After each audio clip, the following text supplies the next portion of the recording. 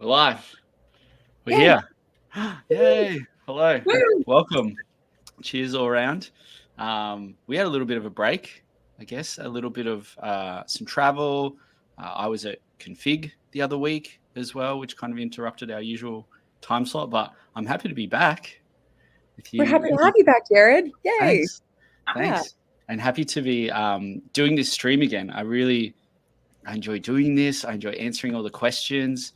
I enjoy trying to share all of this knowledge that we have to as many people as possible. So, yeah, it's definitely been going well. I did bump into a few people at Config that said they had watched it, they'd tuned in, they'd seen some streams. So that's nice. Maybe one or two. No, just kidding. Apparently there's been a few more, according to the stats, a lot more. But yeah, happy to be here. For those that don't know us, maybe we can do a super quick intro on ourselves.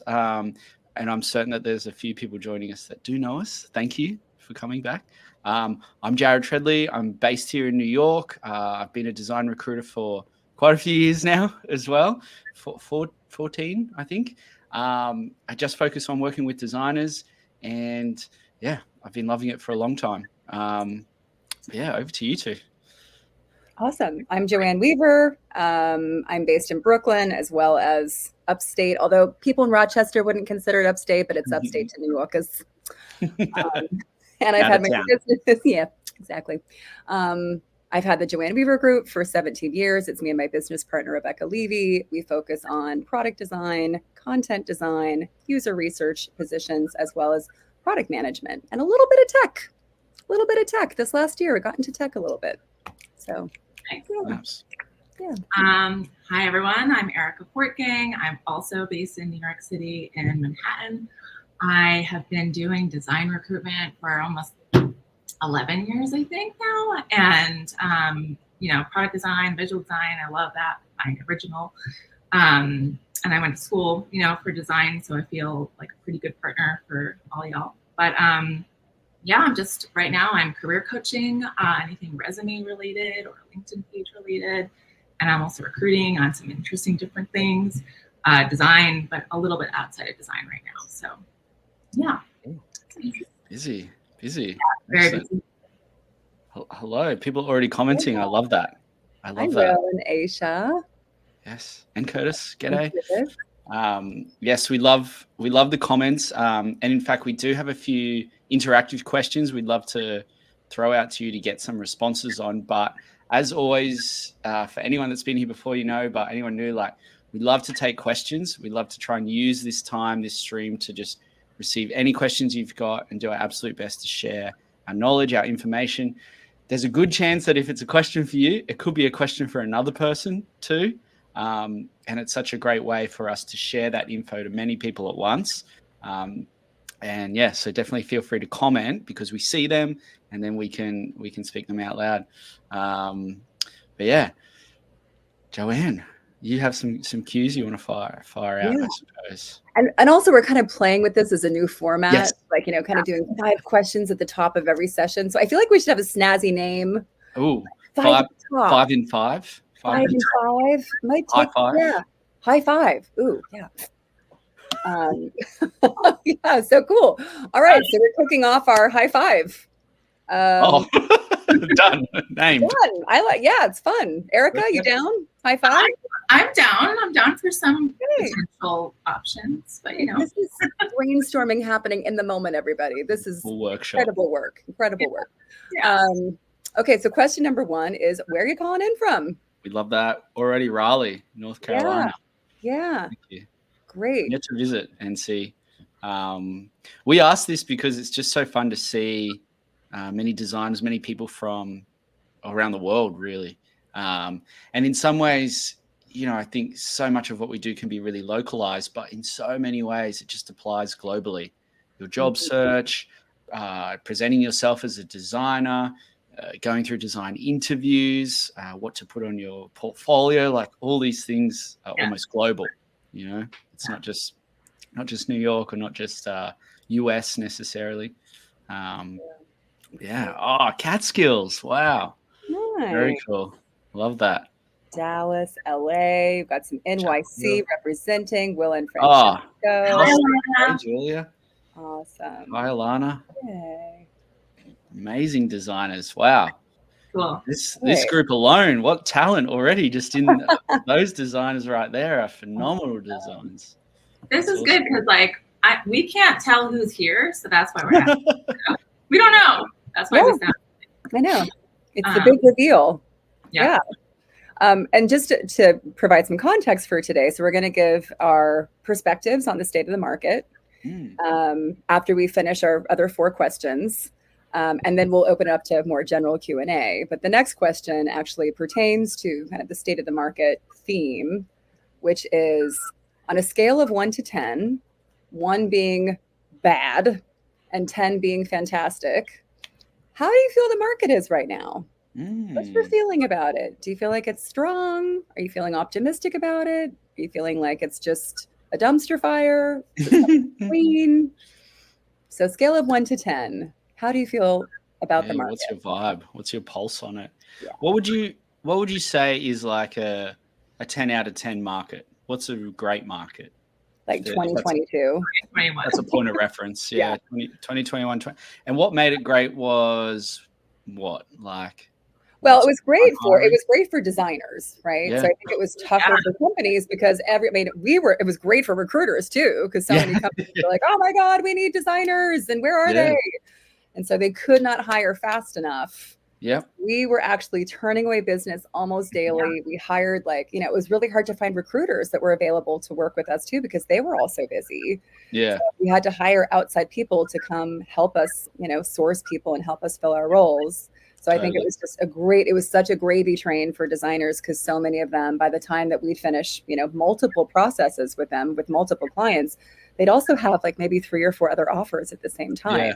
Yeah. And so when they beat each other out, like how much money can we put on top of this? Like a kind of a Las Vegas sort of gambling vibe, which I think bit us in the ass, because I think companies overhired in 2022. And I think that's when we saw the downturn in 2023 and this year. But if it wasn't, mindless overhiring, if it was actually real hiring, I think that would have been a gold standard for designers. Yeah.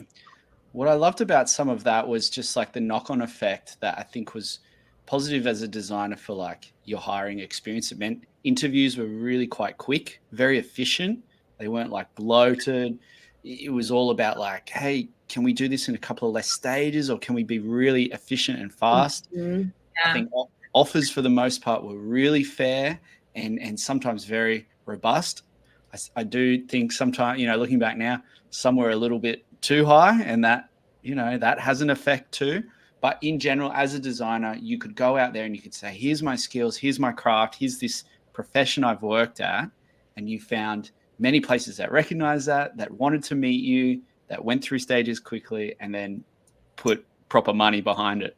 I guess that makes it a 10 out of 10 to me. Seeing good value maybe there. No, yeah, I agree. It was very different though, because it was, everyone was working in an office 5 days a week, and it was more local hiring, occasionally different coasts. Yeah. And also maybe because you were meeting in person, then you had less design tasks, right? So I think that's probably why. That's delightful. I know. I had so many clients, heads of design and VPs of design, kind of reach out to me on the side, and they're like, should we be talking about my career? These mid-level designers and senior designers are making almost as much as me, if not more at this point. So it was a really interesting time, I think, for everybody at so many different levels. Things swung hard, but it seems the sentiment from what I'm seeing in some of these comments is not the strongest. We get it too, but it's not amazing. It's not great necessarily for the opposite of some of those reasons that do make it great. So it kind of feels like an average. I'm seeing it's 4, maybe 3.5, 4, something like that. That's a wild comment, Cindy. You know more unemployed or not employed full-time people now than during the pandemic. Wow. Mm-hmm. Yeah, Cindy. That's a rough sentiment, isn't it? Or a rough thing to think and feel like. I know the pandemic strangely was a pretty robust time for the tech world. There was, certainly at the beginning it was rough. People, it was just so much unknown. Like, what's going to happen? Is this going to be like the extension of the human race? Extinction, not extension. Extinction. Extinction. Yeah. Yeah. Well, yeah. I mean, we didn't know what we were dealing with, right? So I think there was just like everything just felt like it was frozen for 6 months. But then, I don't know, things were just really, it felt like things were strong for a while after that. I think the last year and a half has been especially really tough. Yeah. Yeah, absolutely. Interesting. Few questions that we can circle around to there, I think, as well. Should we keep moving through some of our cues? Yeah. Sure. Somebody else want to field one? I'll go. Our third question is, I think this is a little bit more if you're local to New York City. What is the overall openness to an in-person design gathering? And if you would be interested, would you be open to a small sum of money to pay for it? Two-parter. I mean, even within that too, I suppose, even if you're outside of New York, maybe you can share if you crave that stuff, if you like it. You mentioned, the world being more remote, but in some of the conversations I've had, there's like a craving for in-person community again. I know that's not feasible for everyone based on, what particular city you might be in, but do you like that? Do you miss it? Would you want to go to an in-person event again? And is that even to the point of wanting to spend some money? I just went to Config last week, a little bit different, I suppose, in terms of events, slightly higher ticket price. But that was, in the end, 12,000 designers, maybe some developers, maybe some product people, but 12,000 people attended that. There's obviously some appetite there. Yeah. Not sure how much COVID emerged from that. I also have talked to a lot of people and they're kind of like, sign me up. I'll be there, because I think there hasn't been that many like meetups, not necessarily just design related. I think Config is very different in that sense. Yeah. But I think everyone just wants to feel like inspired by other people and just sort of have conversations with other designers, not just like tech meetups where you can meet like, I don't know, less designers or all different levels having conversations and I guess like a follow-up question to that too would be like, what sort of format would you guys like meeting up at a bar and just having like a casual like drinks meetup, just kind of a social hour? Would you want there to be some sort of a panel or a theme or a presentation? And if so, are there any sorts of ideas of what kind of topics you'd want to cover? What sorts of guests? Yeah. Maybe you can even think about a great event that you went to in the past and what made it so great. I've been to a few. I remember one, actually, Erica, I believe you were there. It was off the back of International Women's Day, I think. This was a couple of years ago here in the city, and we had some amazing speakers come in and kind of share their stories in tech, in progressing their careers. They were female leaders that had done and achieved amazing things in their careers, and just some of their story and getting there, and whether it was personal triumphs and professional triumphs. But it was a great event. It was quite intimate. We actually hosted it at part of our WeWork that we were in on 14th and 7th. And I want to say there was like 50 people there, a bit of a mixer. More than that. Sorry? It was like more than that. I feel like it was double. It was? Maybe then. Camera. So. Cool. I loved that event. It was a cool format, hearing those stories, sitting down to speak. Lots of mingling and hanging out, but then kind of sitting down and hearing those people talk and share their stories, and then a bit of mingling at the end. But I personally really enjoyed that event. I thought that was super fun. And I love the MasterCard event from last summer too in New York. Yeah. It was on their roof. It was it was like the most balmiest, beautiful day, afternoon. The sun was setting. They had a nice panel with MasterCard people. So there was, there were people that you could like learn from and listen to, but you could also mingle in kind of a back area if you wanted to do that instead. And that's where I met you, Jared. Yes. Yeah. Yes. And that was, I think what I loved about some of that was there was a little bit more purpose there to the event in terms of hearing about like what's MasterCard's approach to design. What do they do for their, where does design sit within this org, and how do they honor it, and how do they utilize it? and the setting. That was just another moment, especially for me at times. I got to say, I'm not from New York. I'm, Australian. Got some helicopters flying over the roof. There you go. And to be in New York City and like be on a rooftop at a design event at MasterCard with designers there that I know that have worked on apps in my phone, it's like, whoa, this is rock and roll. It's really special. So New York can have that effect on me. Hopefully it still has that effect on you too as well, even though you've been there a minute. Yeah, sometimes. Yeah. Sometimes. Other times. I feel like when I'm going out at night and I'm in a car, like going across the Brooklyn Bridge into the city, and you just see the glittering city lights, and you're like, okay, like I remember. Yeah. That usually when I come back from a trip, I'm like, oh, I'm really missing here. Cool. All right. So our other question, in a single word, what's a concern that you have about the market right now? Great question. Yeah. I have like multiple answers to that.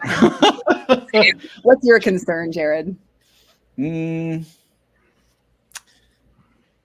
think just value of design to an extent. Yeah, I know. How do I make it one? Value. Maybe we could make it 3 words. Yeah. Okay, we don't have to do a single word. Let's expand I would say crowded. Say what? Crowded. Mm-hmm. Mm-hmm. Yep. Yeah, I can see that. Noisy, noisy market necessarily. A lot of external noise that makes it hard to see the signal you're trying to find. Mm-hmm. Yeah. Slow. Yeah, I would say effort. Right. Like it's a lot of effort, like both on the recruitment side, but then also like to be a candidate in this market. I feel like there's just extra special effort one needs to put in. So it's like making sure that every single company that you're applying to, you put some thought into your application. You made it really personalized, really targeted for them. And then also, and this is something I've just been, preaching since forever, but just I think it's extra important now is just to really make sure that your stuff is getting in the hands of a real human being. I could say that every single design unfiltered, and that would not be enough. Just, try to avoid the bots if you can, and you might need to go apply through a bot eventually, like, a LinkedIn posting or whatever it might be. But if you can get your resume and your portfolio and like a quick little, like not a long, call me Ishmael, Moby Dick, description, but just something like a really quick hit. Don't make anybody have to do any work for you. Just like a little blurb that somebody can pass along to somebody at the company that you want to go to. If you don't know somebody at the company already, maybe you know somebody that knows somebody at the company, but just the extra networking piece, especially since a lot of people are working remotely. I think that sense of connection and community and personalizedness is just even more crucial these days. That's the effort, isn't it? That's what it's sort of taking to an extent for, I really see it's maybe gamify it for yourself or something, because you have to go hard at it. I think you've got to get creative, be thick-skinned. I think the networking thing is really interesting that you bring this up, Joanne, because I was thinking about it today. Like when I'm, looking for new business, for example, I feel like you can go out, and this is the same way if you wanted to, reach out to a company that is hiring for a role that you feel is right for you, but you kind of go into someone that maybe they have like nothing to do with like the design or product. But I think what happens is we ask like, hey, do you know who the hiring manager is? Can you send me like right in front of them? So like you said, it is asking someone to do work on your behalf. And also perhaps you haven't talked to this person in like 3 years. You're just connected. You don't even remember why you're connected to them. You can go to contact info and like look and see when you were recently connected to them or whatever. But I kind of think that using LinkedIn as like actually networking and saying, hey, can you intro me to this person? I'm here right now. Like asking them to just do the quick intro. And then, connect that person, take it offline so you don't have to bother them. But I think that's really what like the missing part of what we're doing here is, right? Like we're kind of relying on someone else to push for us instead of just being like, can you do this really like this quick favor for me right now, and then I'll just like take you off. And I think that's what we're missing with LinkedIn, honestly. Yeah. I think also too, to your point, like, oh, I feel kind of embarrassed. I haven't talked to this person in 3 years. Can I ask them for a favor? I think most people, I mean, there's obviously some exceptions to this, but I think to go in with the mindset of like people want to help. Yeah. Usually, like I think people like to feel useful. Yeah. I mean, this is, what was it? It was, I've told this story before, but like Ben Franklin wasn't getting along with somebody in Congress. And so he asked to borrow a book from him. Right. And then him doing a favor for Ben Franklin actually got them bonded in a nice way. So it actually made the person look kindly upon Ben for having the humility and just like the wherewithal and just the sense of connection to reach out to him to ask for it. So I think there's real power in that too. Yeah. And I've had people tell me before, like if I need something from maybe their network, I think this is one tip, maybe we've talked about it before, but you can ask people, hey, like, would you be able, like, when you are connected to someone, you have access, I think, to their first connections, right? So you can say, like, hey, if you feel comfortable, right? Like, yes, would you be open to me looking through your net? I think, was it Ariel maybe who talked about this? But I've heard this before, is can you introduce me to like 3 people here or something like that? And I think actually really doing that instead of relying on people and then remembering to follow up with that person and feeling like you're bothering them. That's the problem, right? There's an element of that for sure. Yeah, I just feel with a lot of this stuff, there's no silver bullet. You've got to sort of try multiple avenues and figure it out. Everyone's doing that in our day-to-day. I mean, you had to do that as a designer, right? As a designer, you've got to interact with stakeholders. You've got to extract information from them. You've got to get them to participate, whatever it might be. And so you're navigating their personalities, but probably finding your way to do it too. In our role as recruiters, sometimes networking is a big part of it. Going to an event, meeting people, sometimes for me, that is exhausting. It's tough. I got to like psych myself up for it and sort of put on that face. Okay, like let's go and just be curious and meet people, but it's not natural. The same way it might not be natural for you to ask these questions, ask these things of people, do this outreach. But, you've got to find a way to figure it out for you, to be authentic in doing it, to find the connects where you can.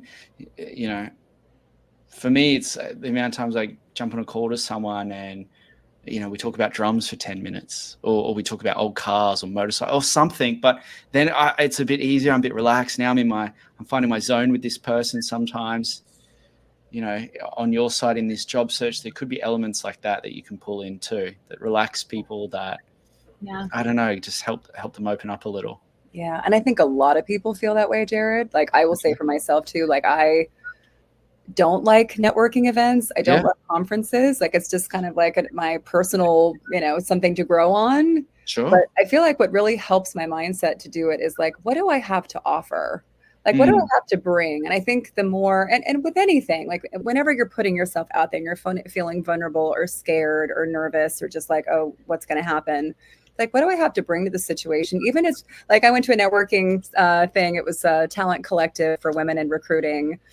And I was like, okay, who am I going to meet? Like, what's this going to be? And I think I was trying to get out of this, like, what am I going to get?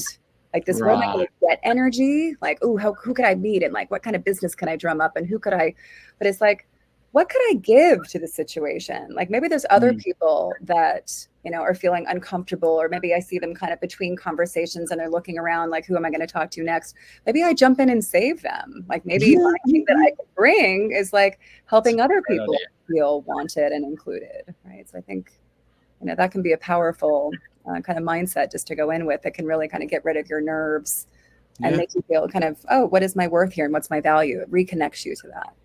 Yeah. Yeah. I love that. Yeah.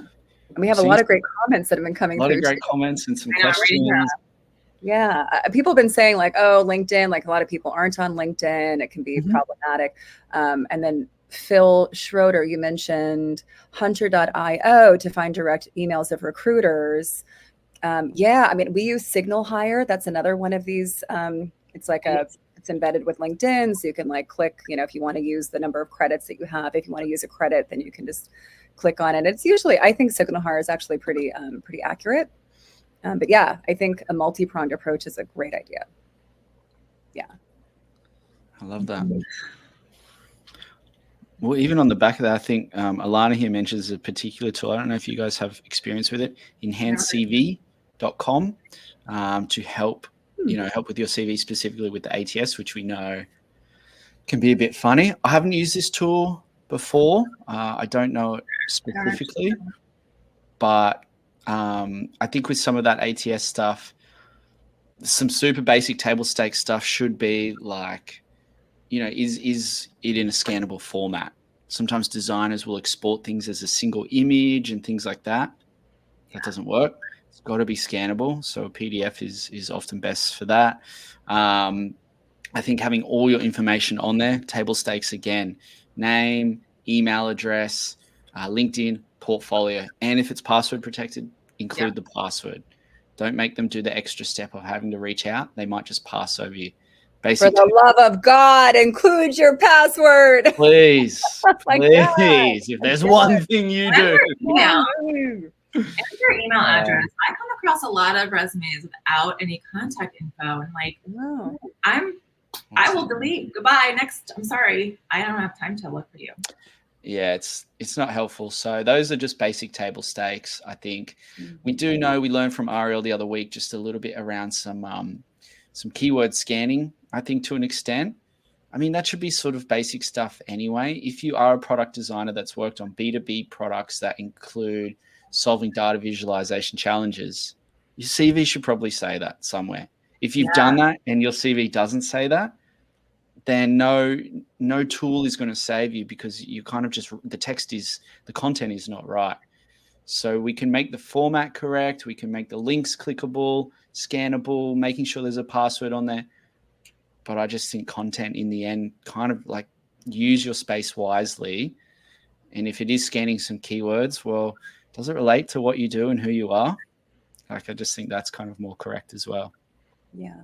And name dropping too. Like if you've got really big names on your resume, but they're on the second page, if you've got a 2-pager, make sure that's on the first page. If you've worked at agencies and you've worked with really big clients, list those clients if you're able to, if they're not under NDA. But your resume is not the time to be humble. Like, that's your time to name drop like crazy, and just, that's your brag sheet. Yeah. For sure.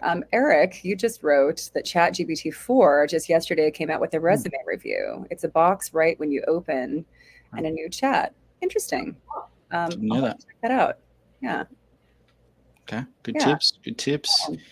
Harlan, I'm not sure what's going on with your auto rejection. Ghost prompt text and cover letters. Again, like, well, one, I don't know who reads a cover letter anymore, but maybe they help a little bit. But I suspect that something else is up there that you're being auto rejected. It's not because you don't have the right skill set or something like that, or maybe that is their first assumption. But I don't know. Is it an in-person role in a different city from where you live? And that hasn't been specified, and they see your application come in. It's an in-person role. It's in SF. You're in Texas, I think. They don't know if you're relocating or not. The first presumption, oh, this person's not an SF. Like, this is on-site role. Next. So I see those things happen. I see those presumptions made when the dots aren't joined, and so that can sometimes be an auto reject. Anything along the lines of that can usually lead to something like that too. Yeah. Are we finished with our high five? I think we had one. I think we're way past that. Yeah, I know. Sorry. I know. Well, hey, it was the first time. It's the first time out. We got some great answers. Yes. Cool. So should we launch into, we have like a half an hour left. Yeah. So we're at the halfway point. Should we just dive into state of the market, and then we can go back to answering questions, and maybe people might have questions about what we talk about with it seems like some questions about the market anyway, but which is good. Yeah. I mean, I'll kick it off. Please.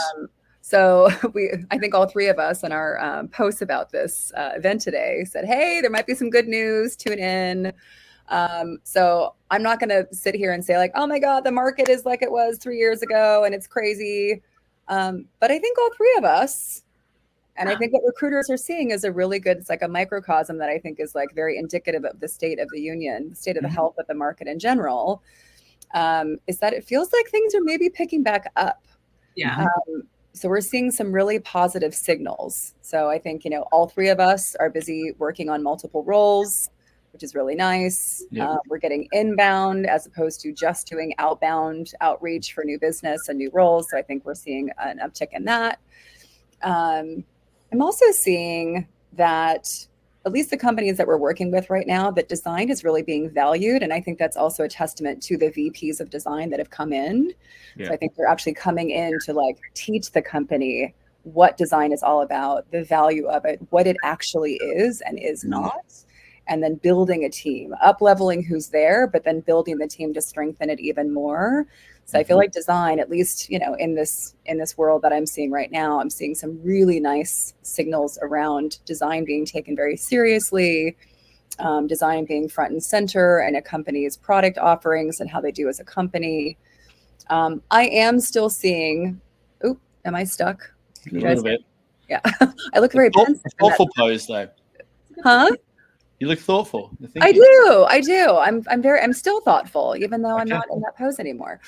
I also think that, I do think that there's still a lot of candidates on the market.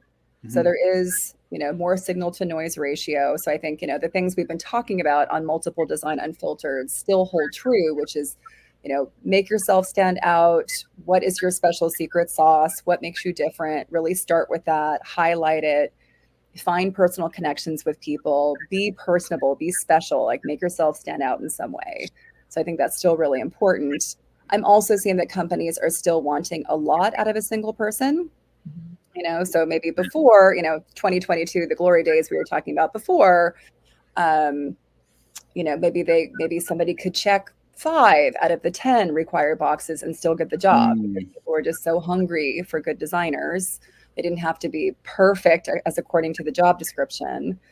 I feel like these days companies are wanting people to check off as many boxes as possible to do as much, different types of work as is possible. And, a lot of our jobs as recruiters is to educate them and push back on things where possible. Like, hey, like what are your must-haves versus the nice to haves? Like, let's make sure that this person actually exists.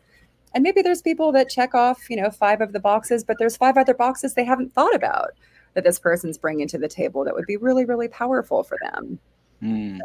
But I'm still seeing those sorts of trends. Yeah. So, hopefully that will relax over time when the market is starting to get more robust, more stability. But, I was talking with a person who runs executive recruiting at a well-known VC firm. And he also echoed the same thing. So yes, I think we're seeing it within recruiting, but we're also seeing it outside of recruiting. This VC person was like, hey, like we're actually seeing some inbound coming in after doing pretty much exclusively outbound for the last year and a half. So I think, I like to say cautiously optimistic. I feel cautiously optimistic about the market. Let's see what happens. There's plenty of football left in this game. And yeah, that's my initial take. Okay. I love it. Yeah. I love that. Yeah. And what are you guys seeing? I mean, I feel like it's definitely improving. I think, and I've seen that because of just like the general posting on LinkedIn, right? Like, less of layoff announcements, definitely still there, but less constantly feeling like this is LinkedIn graveyard, honestly. So I do think it's improving. I do think that, there's a lot of companies hiring these very high level VPs or maybe even C-level, and then almost hiring additional support to lead the rest of the teams, especially at larger companies. I do feel like it's improving. And I don't know, I'm a big follower of Crunchbase and such, and I know that there's quite a bit of like early stage startups that have been funded recently. I think they had a pretty big Q2. And I know, I wanted to say this too. I think somebody just wrote this about quote unquote stable companies. Where is it? Can someone highlight Emily, please? I can't do it. Emily says, if we have 3 years of startup experience, but now on a more stable company, Series B or enterprise, like how do we get that experience? I wanted to say that I think the word stable, we should like kick it off the planet. It is like a dangerous word to think about. I'm a really big advocate for early stage. Obviously, I know that I've worked with startups more often than large companies and enterprise, but in a sense, you'll be able to get in a ton of experience there and work on a lot of things, really push back, be part of that founding team, I think. I think in a sense that the stability is in those smaller teams versus the larger teams. I mean, I don't know how you guys feel, but I think we've seen quite a bit of volatility in the larger. You're saying what? What'd you say at the end? I think we've seen a lot more volatility in the larger organizations, right? Like some of the bigger, what's going down and merging and getting acquired are really in like the consumer fintech, the home buying, direct to consumer, things of that nature are definitely condensing, I think, and being sort of acquired. That's what I've been reading. Yeah, I think, like what is considered stable these days, right? Like I think people thought like, oh, the FANGs are stable, like big, huge banks are stable. Like I think, what does stable mean these days, especially after all these companies had such massive layoffs for the last couple of years? In some ways, maybe it's like this is like the startup world's time to shine, right? Because I think a lot of people stay away from startups because they're like, oh, they're unstable. I'd rather join a big tech company. But like in the absence of anything being truly stable, businesses are going to have to do what they have to do to stay afloat, which means there might be layoffs from time to time. Maybe this is a great time to give a startup a try. And maybe it's not an early stage startup if that's not your thing. Like maybe it's further along. Like maybe it's a Series B or C or D, but maybe that might be worth considering and maybe you didn't before. I also kind of think contract is a little bit more stable than full time. I don't know how you feel about that. Controversial. Interesting. I know. What do you mean by that?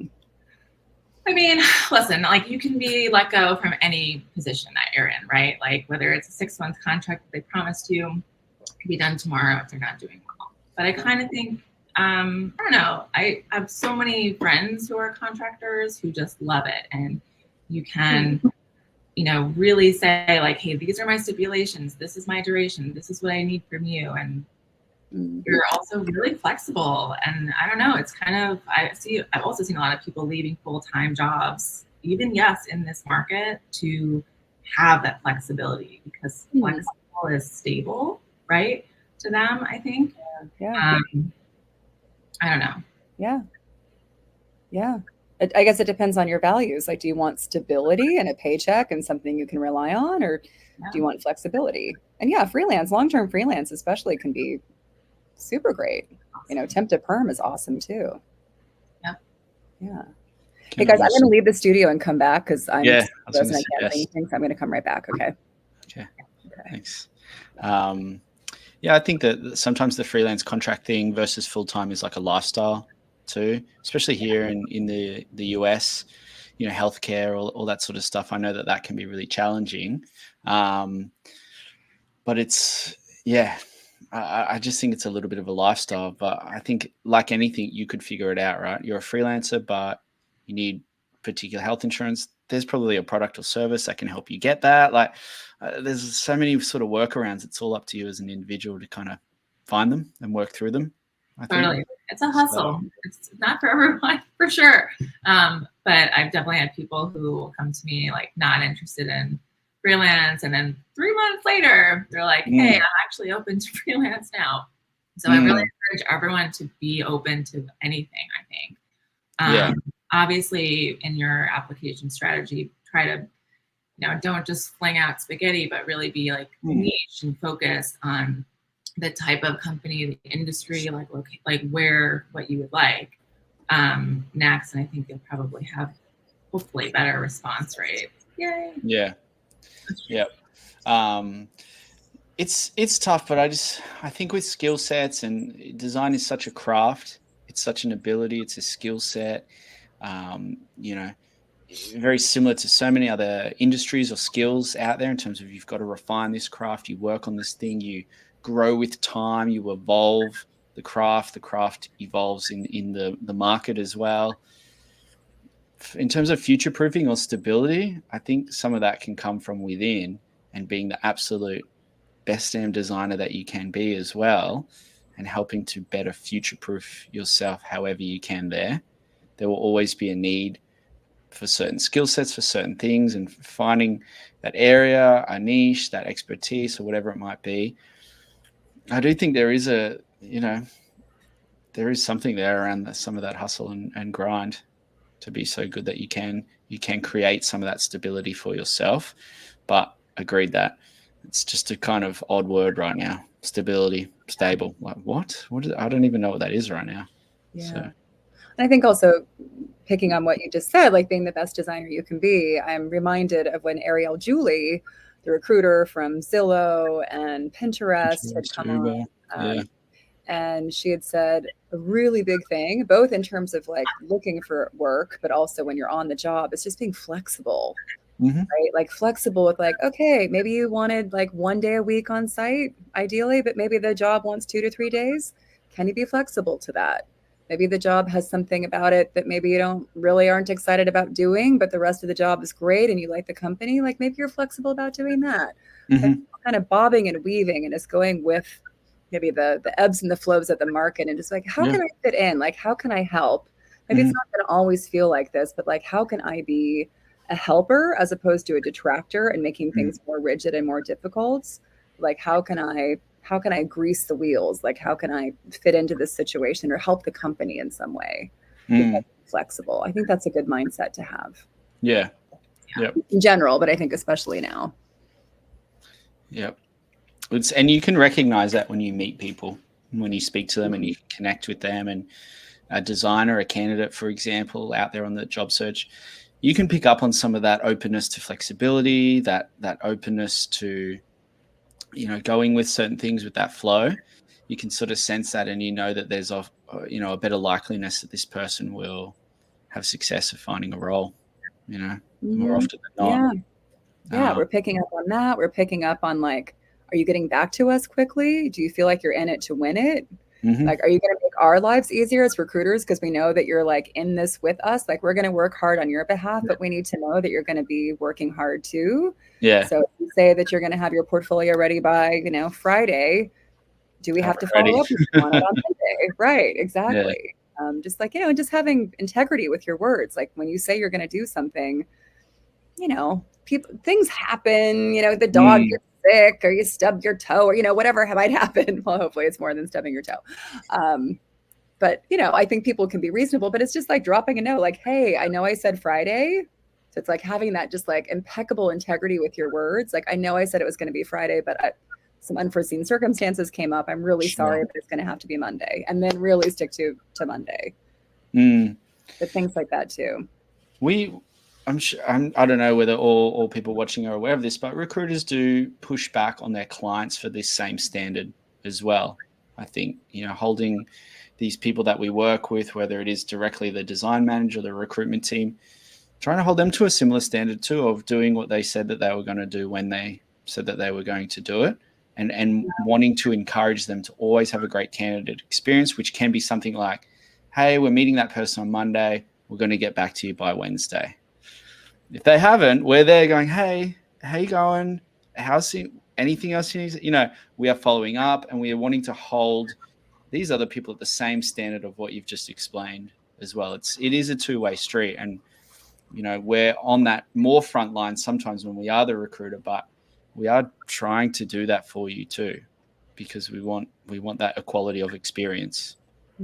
So yeah, it doesn't just go one way. We don't ask the world of a candidate or of a designer and expect that on the other side they can do whatever they want. So no, we're trying to run a structured quality experience here. Yeah, lots of other comments flowing through. Lots of talking about the difference between freelance and full time. It's definitely challenging, I think, looking at both. Yeah, we can certainly jump to a few of those questions if you guys see anything that stands out. I will just very quickly mirror what you've shared about the market. I have seen some uptick in hiring for sure. More inbound, companies reaching out to me, more startups wanting to hire their first designer, very quickly realizing like, hey, we do need a designer. We've got some engineers, some programmers, like we need a designer here. We thought that we could probably get away with doing it ourselves, but it turns out we know we can't, and we're going to hire one. So opportunity is being created, and not everyone wants to be the founding designer, no problem, but it starts with one, and somewhere down the line, that company's then going to hire more and more and more. So it's got to start somewhere. So definitely seeing startups know that they need to bring in that first designer. That's creating more opportunity there. And then some of these other startups I've been working with, starting to get a little bit further along with their work and hitting limits of what they can do with one, with two designers, needing to either utilize a bit of contract. There's income opportunity right there for a designer. So using freelance staff is needed, but then wanting to bolster that team, getting to maybe 2 or 3 and thinking we need some leadership. We need to bring in someone that can really lead this thing. So creating some of that leadership sort of role. So that's the stuff I've been seeing a fair bit of at the moment. Externally at Bamboo Crowd, outside myself, like I know my counterpart Chelsea works with a lot of consultancies, strategic consultancies, design consultancies, a whole mix of them. And when they get busy, you know that things are shifting too, and that space has been very busy. And we know that that can sometimes be a knock-on effect of those companies maybe reducing their teams, not having talent in-house, needing to get things rolling quick. The consultancies get busy. They start building their teams internally very soon after that as well, back at the company. So definitely seeing some of that uptick. Outside of me again, engineering, product management is getting even busier again, a big appetite for that. So I'm seeing upticks in that regard. The ease of hiring, it's getting there with some. Others, it's more challenging. I definitely still work with companies that their understanding of design could be more limited, and that makes it, more of a challenge to find that right person. But as a recruiter, I'm doing my best to help educate them to figure out these signals. I find myself often saying to a founder or someone, great, so you want them to be good at this and this. What does that look like to you? What would that look like? How would that show itself? And you would know that's what it was. Sorry. Joanne's busy. So, yeah. I'll leave it at that. I'm seeing an uptick for sure. It's not out of the weeds yet, but it's getting better. It's getting better. When you were talking about the consultancies getting busy again, like agencies and consultancies, I used to work with more of them in the past and some now, but I always think of consultancies, like when they start to get busy, are you seeing a lot of uptick in freelance hiring specifically, or is it freelance and full-time? A little both from them, probably a little bit more full-time. Interesting. And again, I'm just this is me observing to one of my colleagues, Chelsea, who works a lot in that space. I do a little bit with design studios, but these are more like strategic consultancies, UX researchers, design strategists, a little bit more on that side, not just, more pixel focused. But yeah, it's a mix. There is some freelance, but I think predominantly it's full-time right now in that space. These consultancies are getting busier. Yeah. I'm going to put up Nikki's comment. It's a lot easier to get budget approvals for freelance work than actual full-time headcount. You can get into the internal system much quicker. Yeah, and that's certainly true. I see that on the recruiting side as well. It's much easier to get somebody's foot in the door with freelance or, temp to perm. I love temp to perm. I think if somebody is not, obviously it's tough to leave a full-time job for it. But if you're already freelancing, you're laid off, you're between jobs, I love it. Like we always talk about it as like dating before you get married. It's always a bit of a risk. Like even, with full-time recruitment, like everything's a risk, right? It's like you never really know what it's going to feel like to work at a company until you're there. And like, yes, you'll go through the interview rounds and you'll meet lots of people and you'll have a good sense of each other. But the actual day-to-day work, you're not going to do until you're in the job. So freelance to hire is great because you're doing the work, you're understanding like, what are all the dynamics here? Do I get along with my PM? And that's a really crucial relationship. How is design treated at the company? Do I get along with, am I working well with the engineering team? You don't know that until you're in it. And so it's just, there's usually less interview rounds to get in for freelance or temp to perm. Yeah, usually. A lot of the interviews just kind of proving yourself on the job and just seeing if it's a good mutual fit, of course. But I think it can be much easier to sell yourself into full-time once you're already a known quantity. Like, oh, like we know what it's like to work with them and they're good. And we have that sense of trust and that cadence and that, thing that we've got together. I've seen so many more designers open to taking on work in that structure or format than, in previous years, for sure. And it can really help. That's a bit of that flexibility piece you talked about, can really help, just having that openness. I'll give it a go. Yep, I could do that structure. Maybe it's not perfect. Maybe it's not full-time, but I like the role. I like them. Yeah. Let's go for it. Yeah. So I always say, like, everyone that you work with, it's just an opportunity to meet people. You never know who they know. I mean, they might not have something directly for you, but their partner does, or someone else does, their neighbor does. I spoke to these kids yesterday and they were like, oh, we have this connection in common, so-and-so. And I was like, yeah, I used to work with, they were a client of mine, and they were like, oh, he's my neighbor. I was like, cool. So you just never know, right? So I think I just like that idea. Yeah. Oh, we're working with a client right now where we discovered we live on the same block. He's literally like 5 places down on the other side of the street from me. And we're both like, why haven't we seen each other? It was just this really funny thing, but you never know who's in your backyard. So Erica, if you work with Joanne on that role, she will hand deliver a printed copy of your CV to buzz the door. That's what Joanne will do. That's the lengths. That's the level of service we provide here at the Joanne Weaver Group, I tell you. It. My carrier pigeon cannot fly that far. That's awesome. I love it. I saw a couple of things here, just a little bit about the VC space as well. We know that there's a lot of VCs that invest in early stage companies. They got to spin things up. Those teams can use, internal resource to build out the first version of those companies. It's the VC world, I think, is very, very relationship driven. It is about finding a bit of an in and chipping away at getting an in there as well. So that aside, what makes a great designer to work with VCs?